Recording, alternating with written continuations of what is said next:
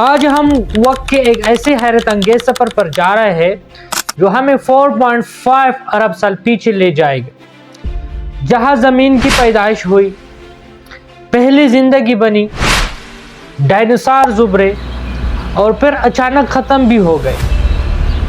तो सबसे पहले हम जियोलॉजिकल टाइम स्केल के बारे में जानेंगे ताकि हमें अर्थ की जो हिस्ट्री है वो पता चल सके।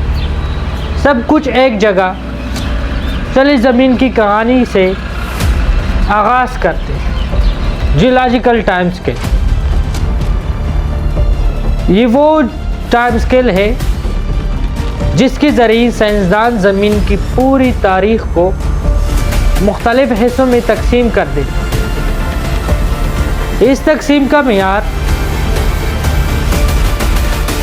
चट्टानें, फॉसिल और बड़े हयातियाती वाक़यात जैसे मास एक्सटेंशन, ज़मीन की तारीख़ 4.5 अरब साल पर मुहित और इसे 4 बड़े इयान्स में बांटा गया। हमारे जियोलॉजिकल टाइम स्केल में इयान्स, ईराज, पीरियड एंड एपोक्स होते हैं। 4 बड़े इयान कौन कौन से हैं?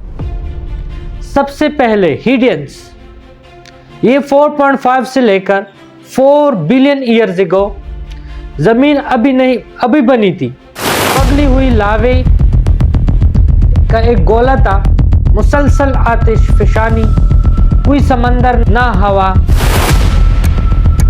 जिंदगी के लिए हालात नामुमकिन। फिर अर्कियन इयान में 4 to 2.5 बिलियन ईयर्स एगो ज़मीन ठंडी हुई, पहले समंदर बने और पहली बार जिंदगी के आसार पैदा हुई। अर्कियन में सादा तरीन प्रोकैरियोट्स जिंदगी यानी बैक्टीरिया नमोदार हुई।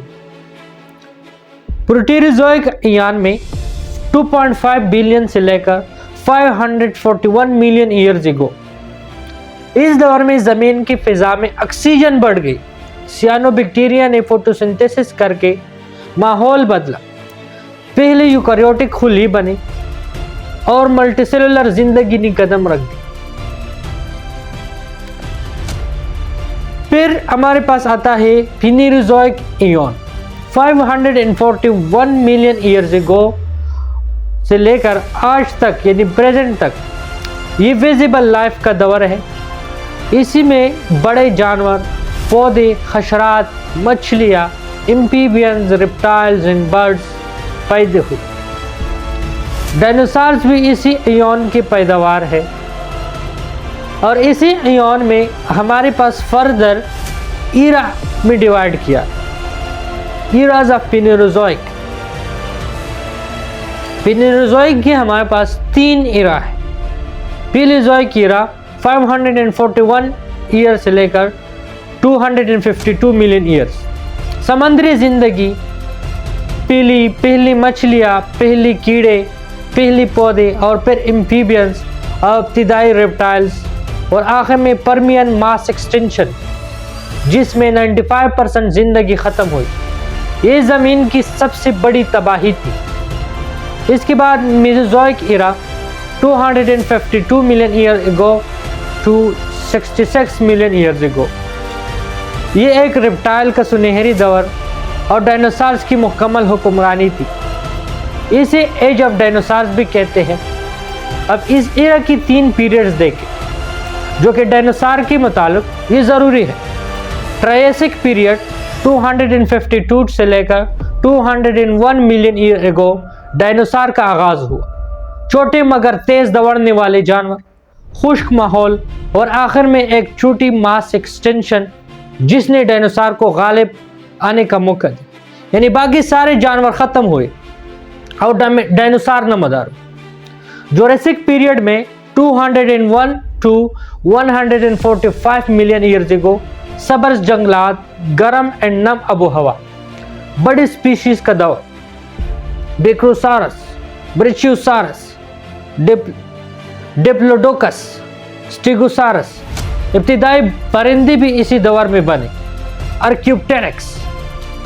अब क्रिटेशियस पीरियड में 145 से लेकर 66 मिलियन ईयर्स एगो डायनासोर्स का उरूज, फुलदार पौधों का ज़हूर। सबसे मशहूर डायनासोर इसी दौर के हैं, टायरेनोसॉरस रेक्स, ट्राइसेरेटॉप्स, स्पाइनोसॉरस, वेलोसिरैप्टर्स। और यही वो दौर है जिसका इख्तिताम तबक्कुन एस्टेरॉयड इम्पैक्ट से हुआ। और सीनोज़ोइक ईरा में 606 million years ago to present dinosaur के खात्मे के बाद मैमल पलिपुले, प्राइमेट्स, होमिनिड्स और आखिर में इंसान नमोदार हुए। आज हम इसी एरा में रह रहे हैं। अब चलते हैं डायनासोर्स की आते। डायनासोर्स किस तरह होते थे? डायनासोर्स को हम रिप्टिलियन क्लेड डायनासोरिया से ताल्लुक़ रखते थे।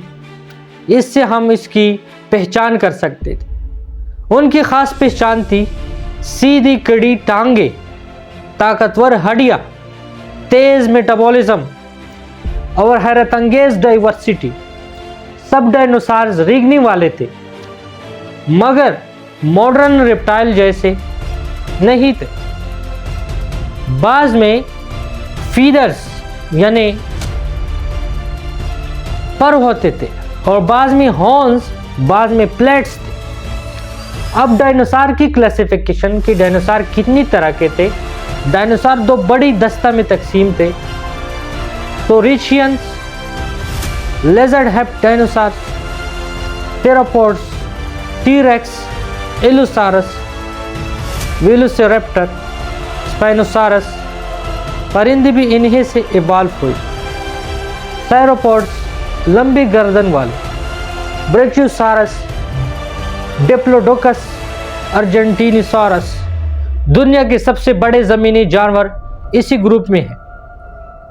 और दूसरी जो है ऑर्निथिशियंस, बर्ड हेप डायनासोर्स, ट्राइसेरेटॉप्स, स्टेगोसॉरस, एनकाइलोसॉरस, हेड्रोसॉरस। ज़्यादातर हर्बिवोर्स इसी ग्रुप में थे। 6 पार्ट में हम ये देखेंगे कि डायनासोर की इकोलॉजी और बिहेवियर कैसी थी। ज़्यादातर हर्बिवोरस, पौधे खाने वाले, और इसमें से कार्निवोरस भी थे यानी शिकार करने वाले, और बाज़ ओमनिवोरस भी थे, सब कुछ खाने वाले। और इनकी सोशल लाइफ ये झुंड में रहते थे। कुछ अकेले शिकार करते थे और कुछ साथ में शिकार करते। बाज़ पेरेंटल केयर भी करते थे यानी बच्चों की केयर भी करते थे, जिस तरह मायोसॉरस। हरकत व रफ्तार ज़्यादातर 2 टांगों पर चलने वाले, सेरोपोड्स 4 टांगों पर तेज़ रफ्तार रेप्टर्स शिकारी थे और अपने दिफा खुद करते थे। स्टेगोसारस की दुम की काटने का, एनकाइलोसॉरस क्लब टेल की, ट्राइसेरेटॉप्स सिंग की, वेलोसिरैप्टर सिकल शेप्ड क्लास की। अब साइंसदान किस तरह इसके नतीजे तक पहुंचे कि डायनासोर उन्होंने मुताला किया, लेकिन कैसे? हम बाज़ चीज़ों को देख के मुताला कर सकते हैं। फॉसिल, हड्डियाँ, दांत को देख के, फुटप्रिंट्स, एग्स और रेडियोमेट्रिक डेटिंग से भी हम अंदाज़ा लगा सकते। अरबों साल पुरानी उम्र का हिसाब और सिटी स्कैन अंदरूनी साख्त का मुताला कर सकते हैं। कंपेरेटिव एनाटॉमी बाज़ जदीद परिंदे और रेप्टाइल से मुआवजा करते हैं उन डायनासोर्स का जो पिछले गुजरे हैं।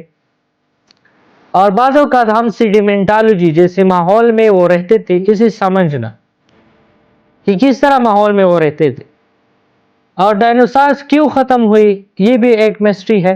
66 मिलियन साल पहले चिकज़लब नामी एस्टेरॉयड मेक्सिको के करीब टकराया, जिसमें 10 अरब एटम बमों जितनी ताकत थी। आसमान तारीक, सूरज की रोशनी वो भी रुक गई, पौधे मरे, हर्बिवोरस ख़त्म हुए। फिर कार्निवोरस जो गोश्त खाते थे वो रह गए। इसी के साथ मैसिव वोल्केनिक इरप्शन भी हुआ और हो रहे थे। इसका नतीजा क्या निकला डायनासोर समेत 75% जिंदगी खत्म हो गई और डायनासोर इस दुनिया से खत्म हो। फिर जो लिविंग बर्ड्स है वो डायनासोर्स की एक मिसाल। इल्मी और इतिकाई लिहाज से परिंदे छोटे टेरापोड्स डायनासोर्स की औलाद, लिहाजा आज भी डायनासोर जिंदा है, सिर्फ शक्ल बदल कर। Thank you so much and thank you for watching my video.